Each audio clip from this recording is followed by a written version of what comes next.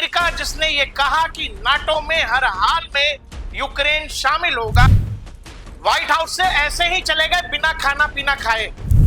गए थे दोस्त के यहां डिनर पर, लेकिन डिनर सर्व होने से पहले बवाल हो गया, मेरा पैसा वापस कर, मेरा हथियार वापस कर, हम अब तुम्हारे साथ नहीं हैं। और जेलेंस्की को वॉशिंगटन ने, अमेरिका ने, ट्रंप ने सब कुछ कह दिया। लेकिन जिस तरह से डोनाल्ड ट्रंप और प्रशासन ने इनको हड़काया, व्लादिमीर पुतिन हो गए हैं दुनिया के रियल बॉस। हम ऐसा क्यों कह रहे हैं वो कहानी आपको आगे पता चल जाएगी, लेकिन इसके पीछे पूरी संरचना ये है कि जो कुछ आप आज के दौर में वर्ल्ड ऑर्डर देख रहे हैं और जैसी हालत आपने व्हाइट हाउस के अंदर वॉशिंगटन में जो कुछ आपने इस व्यक्ति यानी जेलेंस्की के साथ होता देखा, अमेरिका जो यूक्रेन का सहयोगी था, अमेरिका जिसने ये कहा कि नाटो में हर हाल में यूक्रेन शामिल होगा, वही अमेरिका आज जेलेंस्की के खिलाफ हो गया, यूक्रेन के खिलाफ हो गया। और अब ये कह रहा है कि नहीं, पुतिन जो कह रहे हैं, मॉस्को जो कह रहे हैं उसको मानो, शांति से बैठ के बात करो, नहीं तो हम तुम्हारे साथ नहीं। और ये वही तस्वीरें हैं जो पूरी दुनिया ने देखी कि किस तरह से डोनाल्ड ट्रंप ने जेलेंस्की की क्लास लगा दी। अब तक अमेरिका हथियार और पैसा दोनों दे रहा था जेलेंस्की को, लेकिन अब वो अमेरिका कह रहा कि नहीं, देखो हमारा इस लड़ाई से कोई मतलब नहीं है, तुम लोगों की लड़ाई में हमारा क्या रोल है। और सबसे बड़ी बात कि नाटो देशों में अमेरिका सबसे बड़ा अलाई है। और जेलेंस्की को वॉशिंगटन ने, अमेरिका ने, ट्रंप ने सब कुछ कह दिया, मेरा पैसा वापस कर, मेरा हथियार वापस कर, हम अब तुम्हारे साथ नहीं है, हमारा तुमसे कोई लेना देना नहीं है। यूरोप, यूक्रेन से बहुत दूर है अमेरिका, तो हमको कोई खतरा नहीं है रशिया से, तो हमको मत फंसाओ, हम अब तुम्हारे साथ कोई लड़ाई नहीं लड़ेंगे। और सुनो, जो पैसा लिया है वो पैसा लौटाओ, नहीं तो सुनो, जो तुम्हारी जमीन के नीचे कुछ रेयर अर्थ मिनरल्स हैं उस पर हमारा कब्जा हो जाएगा। यही वाली डील करने आए थे जेलेंस्की। लेकिन जिस तरह से डोनाल्ड ट्रंप और प्रशासन ने इनको हड़काया, ये भाई साहब व्हाइट हाउस से ऐसे ही चले गए बिना खाना पीना खाए। गए थे दोस्त के यहां डिनर पर, लेकिन डिनर सर्व होने से पहले बवाल हो गया। तो डिनर जो है व्हाइट हाउस का, वो डोनाल्ड ट्रंप ने वहां बैठे पत्रकारों को खिला दिया। बोला हमने बनवाया उसके लिए था, लेकिन अब तो वो चला गया, तो पत्रकारों को बढ़ गया था जो डिनर इन भाई साहब के लिए बना था। इसीलिए मैंने कहा कि एक समय जब पुतिन के लिए समय अच्छा नहीं था, उनकी की हुई बातें सब एक तरफ से गलत हो रही थी और दुनिया में एक बड़ा गुट रशिया और पुतिन के खिलाफ हो गया था, मॉस्को के खिलाफ हो गया था। तो हमारे यहाँ एक और कहावत है कि समय हो तो बलवान। राष्ट्रपति पुतिन ने धैर्य नहीं खोया, वो अपनी लड़ाई लड़ते रहे और दुनिया में वो खेमा जो उनके खिलाफ था, उन्होंने एक नया खेमा तैयार किया जो रशिया के साथ था। जब तमाम देश रशिया पर इंटरनेशनल प्रतिबंध लगा रहे थे, वो चाहे यूरोपीय देश हो चाहे अमेरिका हो, तमाम रशियन कंपनियों के अकाउंट्स दुनिया भर में फ्रीज किए जा रहे थे, रशियन बैंक्स को फ्रीज किया जा रहा था। रशिया को एक तरह से दुनिया के प्रॉपर इकोसिस्टम, जो बिजनेस का इकोसिस्टम है, उससे बाहर करने का जब प्रयास शुरू किया गया और जब बार बार यूरोप पुतिन को चिता रहा था कि अपनी सेनाएं वापस ले लो और हम हर हाल में यूक्रेन को नाटो में शामिल करेंगे, उस पूरे गुट को जब आप याद करिएगा, 2021 का वो दौर याद करिए, उसमें जो बड़े नाम आपको दिखाई देंगे वो अमेरिकी प्रेसिडेंट जो बिडेन हर हाल में, और इसके अलावा जर्मनी की चांसलर एंजेला मर्केल और फ्रांस के राष्ट्रपति मैक्रोन।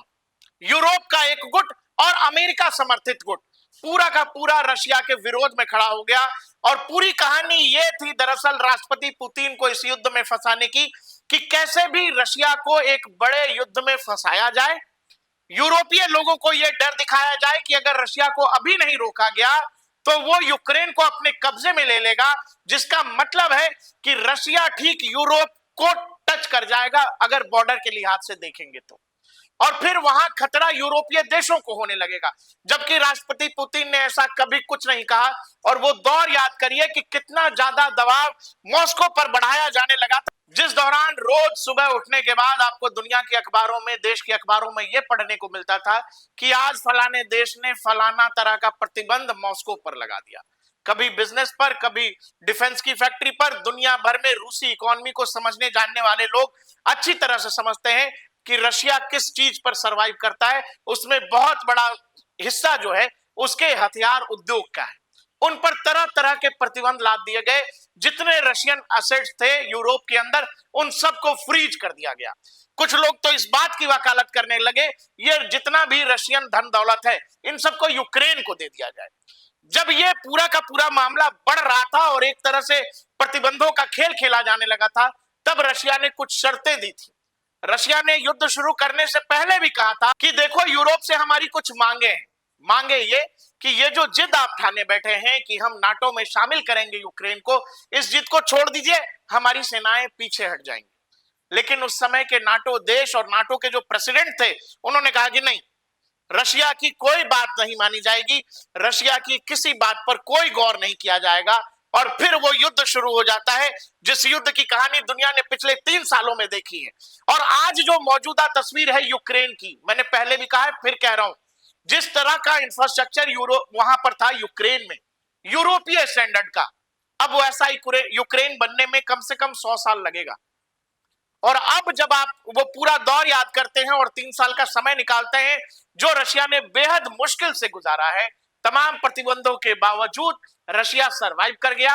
नाटो और अमेरिका का वो प्लान फेल रह गया जिसमें उनको लगा था कि अगर ये युद्ध लंबा चला तो रशिया दुनिया के सामने अपने वो हथियार भी लाएगा जो उसने एक समय के लिए जो है छुपा कर रखा है, शायद उस दिन के लिए जिस दिन नाटो और अमेरिका सारे देश एक साथ मिलकर रशिया के खिलाफ किसी युद्ध का ऐलान करेंगे, उस दिन रशिया अपने उस तरह के हथियार निकालेगा जो गोपनीय वेपन्स हैं। दुनिया का हर देश कुछ ऐसे हथियार हैं जो दिखाता है और कुछ ऐसे हथियार हैं जो छुपाए जाते हैं। उनका इस्तेमाल बस रियल रणभूमि में होता है जब उसकी जरूरत होती है। यूरोप को यह लगा कि इस युद्ध को अगर लंबा खींचा गया तो पुतिन को बेबस किया जा सकता है कि आप जरा कुछ नए उन्नत हथियार निकालिए दुनिया के सामने। लेकिन पुतिन इतने मजबूर कभी नहीं हुए। उन्होंने तो एक तरह से, जब आप रिपोर्ट्स पढ़ेंगे तो आपको ध्यान आ जाएगा कि उनके लिए तो जो कीव के अंदर फोर्सेस गई थी वो मैक्सिमम चेचन्या की आर्मी थी, चेचन्या के भाड़े के लड़ाके जो रशिया के इशारे पर, पुतिन के इशारे पर रशिया के लिए यूक्रेन के अंदर, यूक्रेन के अलग अलग शहरों में कब्जा कर रहे थे और लड़ रहे थे। उसके बाद जब आप आज के दौर में आते हैं, वो तमाम नाटो के देश, तमाम यूरोपीय देश जो रूस के खिलाफ थे, जो व्लादिमीर पुतिन के खिलाफ थे, आज उनकी क्या हालत है? आज उनकी हालत यह है कि वो जा जाकर व्हाइट हाउस में, वो चाहे ब्रिटेन के प्रधानमंत्री हो, चाहे फ्रांस के राष्ट्रपति हो, हर कोई व्हाइट हाउस के दौरे कर रहा है, मिन्नतें कर रहा है कि भाई साहब, आप नाटो के सबसे बड़े अलाई हो, आप नाटो में सबसे अमीर हो, पैसा डॉलर सब आपका लगता है, हथियार सबसे ज्यादा उन्नत आपके हैं, और आप ही जब नहीं सपोर्ट करेंगे तो यूक्रेन कैसे जीतेगा? और देखिए, आपने ही कहा था कि यूक्रेन को नाटो में शामिल करना है और इसीलिए हम लोगों ने ये लड़ाई चालू की थी। अब आप कह रहे हो कि हम नहीं है। और ये बात जाकर वो चाहे ब्रिटेन के प्रधानमंत्री हो या फ्रांस के राष्ट्रपति हो, वो जाके डोनाल्ड ट्रंप से यही बात कह रहे हैं। लेकिन वही बात है, जैसा मैंने कहा कि समय हो तो बलवान, पुतिन ने मॉस्को में बैठे बैठे व्हाइट हाउस को साध लिया है। यह सुनने में बड़ा अजीब लगता है क्योंकि रशिया और अमेरिका दोनों पारंपरिक दुश्मन हैं।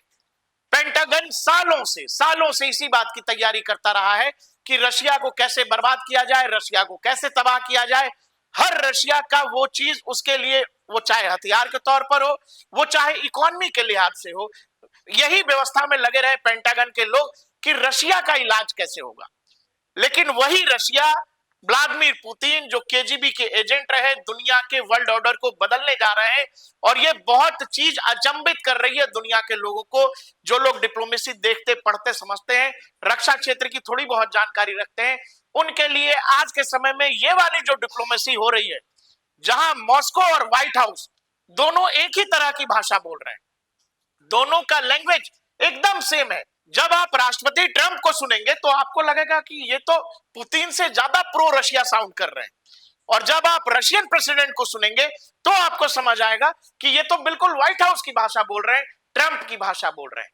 मतलब ये कि दो शक्तियां जो व्हाइट हाउस में बैठी है, जो मॉस्को क्रेमलिन में बैठी हैं, वो दोनों शक्तियों ने अपने तमाम पारंपरिक मुद्दों को साइड करके यूक्रेन के मुद्दे पर एक साथ हाथ मिला लिया है।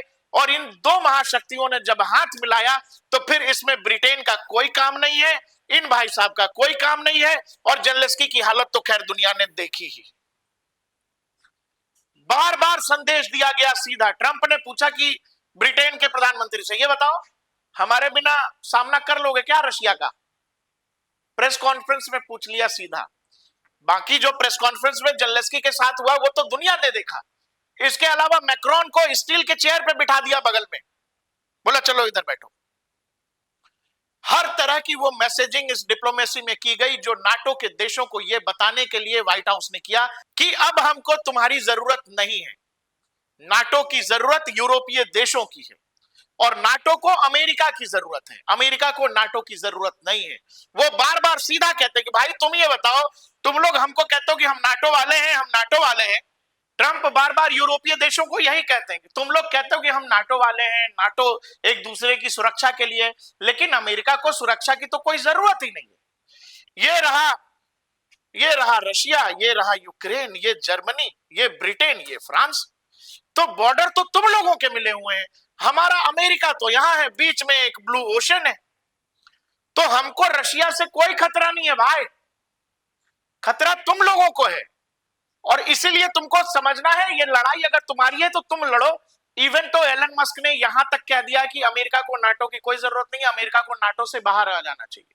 तो ऐसा भी संभव है कि जो नाटो ये लड़ाई लड़ रहा है यूक्रेन को शामिल कराने के लिए, उसी नाटो में से उसका सबसे बड़ा अलाई अमेरिका बाहर हो जाएगा। और पुतिन की डिप्लोमेसी का मास्टर क्लास इससे बड़ा क्या होगा, और पुतिन की छवि इसके बाद दुनिया में क्या होगी, डिप्लोमेसी के लेवल पर क्या होगी, आप अपने आप समझिए। जब ट्रंप ने बहुत हड़काया, बहुत भड़काया और बोला भागो यहां से, निकलो यार, हमारा पैसा वैसा दो, हथियार वथियार दो, तुमसे हमारा कोई मतलब नहीं। यह व्यक्ति भागकर कहां पहुंचा? यूरोप। और किनके पास पहुंचा? उनके पास पहुंचा जिन लोगों को 2 दिन पहले ट्रंप व्हाइट हाउस से भगा चुके हैं। इन्हीं यूरोपीय शक्तियों के पास पहुंचा। एंजेला मर्केल 2021 में थी, इनको अन्यथा मत लीजिएगा। अभी मतलब कहने का मतलब जो यूरोपीय शक्तियां हैं, वो चाहे जर्मनी हो, फ्रांस हो या ब्रिटेन हो, उसमें ब्रिटेन के प्रधानमंत्री क्या कह रहे हैं? हम तुम्हारे साथ एकदम बने रहेंगे और पैसा कर्जा चाहिए तो और ले लो। लेकिन लड़ना किसको है? यूक्रेन। बर्बाद कौन होगा? यूक्रेन। और सबसे बड़ी बात देखिए, मजाकिया, जो मैंने पहले भी कहा, इस देश को शामिल कराने के लिए ये सब परेशान है कि यूक्रेन शामिल होना चाहिए, शामिल करो यूक्रेन को। लेकिन नाटो में से उनका सबसे बड़ा अलाई अमेरिका हो सकता है बाहर हो जाए। इसके अलावा आप देख लीजिए कैसे व्हाइट हाउस से निकाले गए, कैसे रेयर अर्थ मिनरल्स की डील करने गए थे भाई साहब जेलेंस्की। लेकिन वो बात छोड़ करके अब तो पुतिन कह रहे हैं कि जो कुछ चाहिए आप हमसे ले लो, उनसे मांगने की कोई जरूरत नहीं है, हम आपको देंगे। रेयर अर्थ मिनरल्स कुछ थे जो यूक्रेन के हिस्सों में मैक्सिमम है। ट्रंप चाहते थे कि जो डॉलर दिए हुए हैं उसके बदले कुछ सौदा कर लें, भाई साहब नहीं माने। अब पुतिन ने सीधा व्हाइट हाउस को ऑफर दे दिया कि आपको जो चाहिए रशिया देगा, आपको आधे दामों पर देगा। आप समझो, 2 पारंपरिक दुश्मन अब प्रॉपर बिजनेस की बात कर रहे हैं। और वो लड़ाई जिन लोगों की है, जो लोग लड़ रहे हैं, उन लोगों को ही इन दोनों ने, पुतिन ने और ट्रंप ने, उस लड़ाई की मीटिंग से बाहर कर दिया है। बोला यूक्रेन का क्या करना है, कैसे करना है, वो हम तय करेंगे, हम आपको बताएंगे कि क्या करना है। और दूसरी बात, पुतिन हर हाल में इस पूरे खेल में विन विन सिचुएशन में है। एक तो अपने देश में सबसे बड़े लीडर बनकर उभरेंगे, दूसरा ये ऑलरेडी रशिया ने यूक्रेन के करीब करीब 20% हिस्सों पर कब्जा करके रखा है। और जब भी ये युद्ध रुकेगा, इन हिस्सों से रूसी सेना वापस नहीं जाने वाली है। यानी जो कब्जा लिया वो सब रूस का है। अमेरिका और रूस दोनों दोस्त होने जा रहे हैं। मॉस्को और व्हाइट हाउस दोनों दोस्त होने जा रहे हैं। आप ये समझ लो, दुनिया में कूटनीति का ये कौन सा पन्ना पुतिन ने 3 साल के अंदर जोड़ दिया है। वो व्हाइट हाउस जो हमेशा से दुश्मन था, अब व्हाइट हाउस में पुतिन का एक आदमी बैठा हुआ है।